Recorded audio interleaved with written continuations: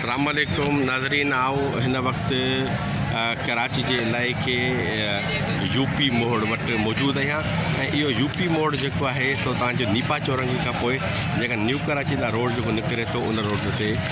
हिते हिकिड़ी शानदार क़िस्म जी हिकिड़ी संडे जी बाज़ार लॻे थी। उन में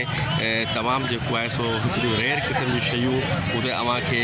आसानी मुनासिब अघनि ते तव्हांखे मिली सघनि थियूं ऐं हिन सॼो ही बाज़ार जो ओवरव्यू आउं तव्हांखे ॾेखारींदो हलां थो ऐं उनजे अंदरि बि तव्हांखे जेको तरह तरह जूं शयूं माना जेके मतिलबु त हिन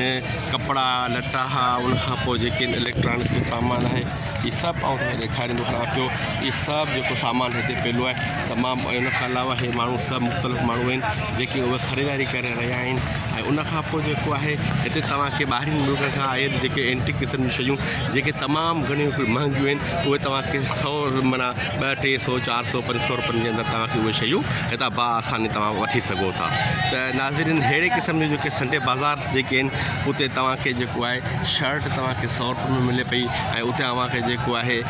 जेको पेंट जेको आहे उहो 200 रुपये मिले पई ऐं इलेक्ट्रॉनिक जो समूरो सामान जेको आहे उहो बि जेको आहे सो असांखे जेको आहे ऐं हीअ असांजो दोस्त बीठो आहे जंहिं बाबा हीअ तव्हां इहो राउटर तव्हां जेको वरितो आहे इहो घणे में तव्हां वरितो आहे? 3000 जो राउटर असां 200 रुपये में वरितो आहे। अच्छा तव्हां ॾिसी सघो था हीअ राउटर आहे जंहिंजी क़ीमत मार्केट जे अंदरि 3000 रुपया आहे पर हीअ असांजो दोस्त जेको आहे 200 रुपयनि जे अंदरि हितां वरितो आहे। त अहिड़े क़िस्म जी तमामु हिकिड़ियूं क़ीमती क़िस्म जूं शयूं हिते पियल आहिनि जीअं तव्हां ॾिसी सघो था हे जेके मुख़्तलिफ़ राउटर हिते पियल आहिनि। अहिड़े तरीक़े सां हीअ जेको आहे ऐं हिन पासे तव्हां ईंदा त तव्हांखे ॾेखारींदा हलंदासूं हे चार्जर पियल आहिनि सभई न हे सभु चार्जर जी ज़ात हिते पई आहे उहा तव्हां हिते ॾिसी सघो था ऐं उहे बि तव्हां जेके आहिनि पंहिंजे लैपटॉप जे लाइ चार्जर वग़ैरह सभु आसानी हितां तव्हां वठी सघो था। त तव्हां अचो हिन यूपी मोड़ ते जेका संडे बाज़ार आहे उनजे अंदरि अची करे तव्हां पंहिंजी जेको आहे सो सस्ते अघ ते उहे शयूं जेके आहिनि सो ख़रीद करियो